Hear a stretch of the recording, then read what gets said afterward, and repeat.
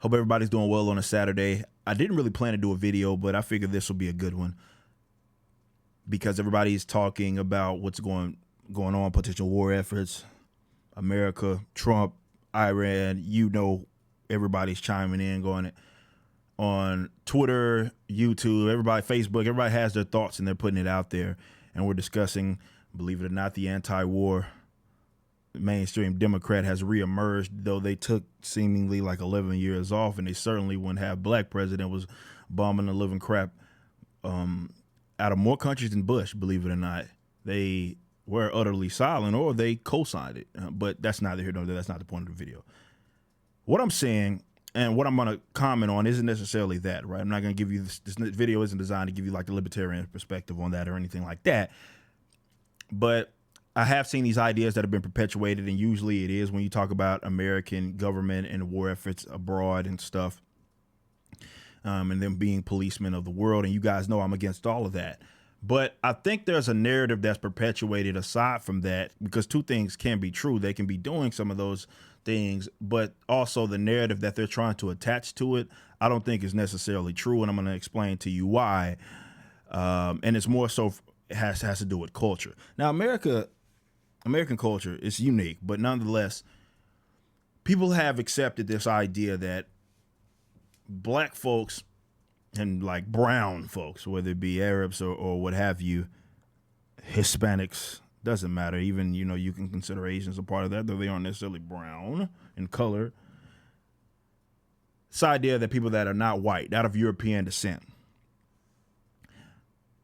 are on one accord and they are in agreement with how white people treat them, which is why you can see people talk negatively publicly about white folks, and that's culturally acceptable now. It's fine. You can say whatever you want about them, but you dare to say something against, let's say, you don't even have to. It don't even have to be against the race. If you're certainly like a white person and you say something against that person and they just happen to not be white, they're going to claim that it's racism if you're criticizing them negatively in that regards. Because again, that's just where we're at culturally, and you have people that adopt these narratives, these American like black folks, Arab folks, and such. Not even just Arab folks, really, but you get these are more like the social justice advocates, right? Where they put black and brown people on one accord, like they all agree with each other, and that is white man bad. But it's completely disconnected from the reality of the situation when it comes to the rest of the world. And I'm going to explain that, and I'm going to use Colin Kaepernick and some of what he said as the basis for the position. So I may be kind of all over the place, but y'all got to bear with me. These are just my random thoughts. I popped off a tweet or a series of tweets, and I was like, you know what? I should actually do a video based on this as well. Now, this isn't a hate Colin Kaepernick post or anything like that. It's more in the fact that he is a public figure, and he says some things that, again, I've seen perpetuated over the years. And again, it's disconnected from reality. And because he's a public figure, I feel the need to go through it. Colin Kaepernick says, "There's nothing new about American terrorist attacks against black and brown people for the expansion of American imperialism." He also says America has always sanctioned and besieged black and brown bodies both at home and abroad. America militarism is the weapon wielded by American imperialism to enforce its policing and plundering of the non-white world. So it's just a lot of generic, hey, they want to screw up the non-white world, and we're on this one accord. It's this idea that's perpetuated here by a lot of public social justice advocates, and they put them on the same platform as if they all agree and they're all cordial with each other, and the only thing that they really agree with is that they dislike white folks. But I think it doesn't really touch on what happens, certainly abroad, when it comes to these different races. And that's what I more so wanted to touch on, because I don't think it's ever in consideration. They pop this stuff off like it's, white folks, American imperialism, militarism, brown, black, bad, yada, yada. And, it's like what it does is, again, it's perpetuating this idea that these white folks are bad. You get a lot of self-hating white folks that agree with you, right? And I don't even want to really dispute any of that. More so, it's just what I mean when I say it's disconnected from reality, because it completely ignores certainly what happens abroad when it comes to these cultures and ethnic backgrounds and how they communicate amongst each other. America is an anomaly. And I think that's where a lot of American, including definitely American black folks that try to perpetuate this idea is once you live, then you expect that this is the reality everywhere else, and it's not. And it's easy to do that. I don't want to knock anybody for that, but it's not. When you take into consideration what's really taking place, it's just not the case. America is an anomaly because it has so many cultures and ethnic makeups and so forth that exist among each other, so many, and they are relatively peaceful.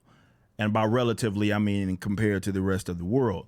Not to say that it's perfect here, not to say the other ethnic makeups don't beef with each other or anything like that.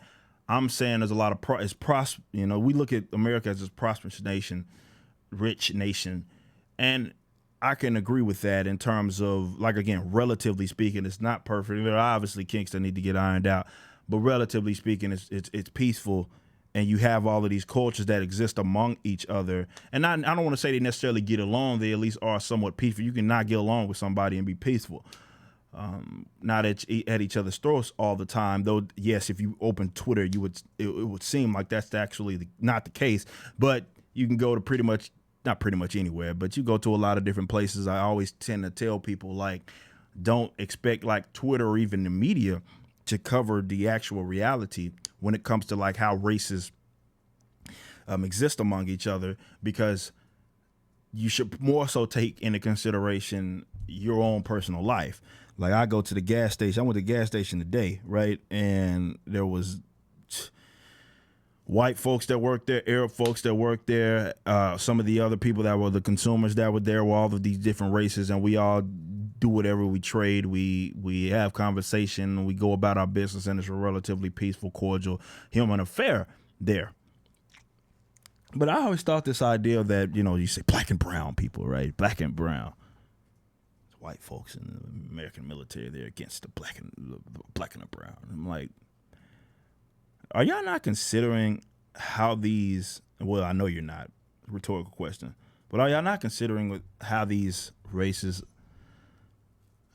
interact with each other abroad? Again, it's just historically ignorant when you consider Asians, yes, pretty much every continent, right? Every race, every ethnic background have beef with each other. You live amongst each other, you're going to beef with each other more than you would outsiders, right? But as trades happen, as people have migrated to different areas over the course of human history, some of these ethnic makeups and backgrounds have ended up, definitely because it's so easy to travel nowadays, have ended up in different areas. So now you have a lot of them mixing with each other a lot more, but that's not necessarily new in terms of that they plexed with each other. When you consider the fact that even, historically speaking, you think of the more so Africans, slave trades, and you think Europeans, but before Europeans enslaved black people of African descent, more so, which you can make an argument that Arabs are also of African descent as well, but you get what I mean when I say black African. It was Arabs that were enslaving black Africans first. And even to this day, when you consider what's happening in parts of the Middle East, Libya, Arabs are beefing with other black people, identifying them as slaves and such. That is happening right now. So I don't understand why people put them, again, these are the areas not too far away from when you consider Libya and then some of the plexes going on with America and the Middle East. And this is the thing, like, two things can be true. We can identify the problem with America and their world policing, while also understanding the fact that there's more to it when it comes to these cultures interacting with each other, like China, for example, and how they're treating Arab Muslims there. Again, historically speaking, this has been the case where you have had races and ethnic backgrounds beef with each other. I don't know if you guys have ever been to the Middle East, but a lot of those guys out there, not even a part of the government or anything like that, just they feel some type of way about black people and even Asian people here. You know what I mean? You can find instances of them. They don't want anything to do with a lot of black people, So I've always thought it was weird. And I mean, our Asia's brown, like, hey, Say what you will. It's different Asian ethnic makeups and such. But the point I'm trying to make is that I think you guys overcredit, because of your experience in America, you overcredit the black, brown, non-white people and them being cordial. You more so appeal to the American standard as opposed to the standard around the world. But I mean, even in America's case, these races are beefing with each other again. Like, I get it. Like, you get Hollywood elites and so forth. They might act among each other, but in the real world, you know, it's a lot of high key and low key racism happening amongst these races on the ground, right? Not amongst the Hollywood elites, though. They might think that they're, you know, Colin Kaepernick. I'm not trying to crap on him, but I don't know his personal experience or anything like that. But again, you can go in different areas around the world as a athlete, and again, you are treated a little. You see the world through a different lens, maybe, if you are this rich black person versus just a regular old Joe Blow black person. And I'm not saying that's what we're having here. I really don't know, because basic history and just opening your eyes or doing some sort of standard of research, you will see that these races are not on one accord like we like to pretend, like it's us against the whites when it's Asians beefing with other Asians, ethnic backgrounds, Asians beefing with black Africans beefing with Arabs beefing with Asians. Like, this stuff has historically happened, and it's happening right now. I think America is so easy to identify because for whatever reason they consider it a now in current year as this white country, right? And because it's been rather successful and by successful I'm meaning came out on top when it comes to beefing with other areas, which again, that's not anything that they should be doing. It's not anything they should be doing. But unfortunately, people they conflate the two, right? And instead of just saying, okay, America shouldn't be policing the world. Why do we have embassies here? Why are we, so many bases all across the world? Instead of having that conversation, they make it synonymous, and a lot of these social justice advocates make it synonymous to race because, again, those areas may be almost 100% homogenous, and they look at it like, well, these people hate black and brown people, and it's like black and brown people hate each other, not only here but abroad, especially abroad. Again, America is really an anomaly because you have so many people that exist within this geographical area that are relatively peaceful. But don't think that that's like the standard. Like I'm an unknown person. If I just popped up in some Asian spots, don't think that there ain't gonna be people that's gonna be calling me names. You know what I'm saying? Like, it happens, man. Like, I know it's the easiest thing to do is point to what the white folks are doing. I'm not saying that white folks and maybe folks of European descent are racist. I'm confirming that. Actually, I'm just saying that this whole idea like it's us against them is nonsensical when you consider the simple fact that definitely when I hear black Americans perpetuating this idea, I was like, do you understand how a lot of Arabs feel about black people out in the Middle East? But they don't know that. And I don't want to just sit up here and blame their experience. I think that it's just easier to do that because it's the only logical explanation is that they feel like how they see the lens through, unfortunately, maybe the eyes of Hollywood, and how you have these different races amongst each other that are cordial. They act as if that's the standard around the world, and it's just not. It's not even the standard here. It's not even the standard here. I don't know where people get off by acting like this. When I hear people say this stuff, like they look at this like, well, we're all black and brown and we're all in it together, and the white man is trying to screw us over. Like, foolish brown people, what you would consider brown people that are not black, that are ruining the lives of a lot of black Africans and vice versa.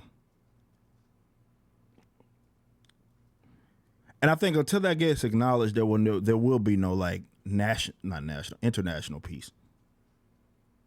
Because unfortunately, again, the advocates of social justice, they have to tie some sort of social approach to everything. They can't see it anywhere else.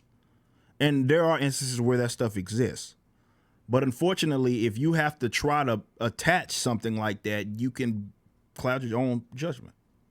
Or you have to attach some sort of racism and stuff to anything that's being done. Because you're more so looking at it, and this is why these people do, which they'll see some things that are actually absolutely wrong, but because it doesn't fit that mold of like, let's say, racism or sexism or what have you, whatever they want to come up with, they ignore it. And, that's fine. You can emphasize whatever it is that you want. But again, you can't ignore it as a reality because it still exists. Just because you don't want to believe that Arabs are enslaving black people right now in the Middle East or in Northern Africa is part of that. And Northern African spots right now, like, it's just the reality, bro. Like, this isn't, like, I'm not making anything up.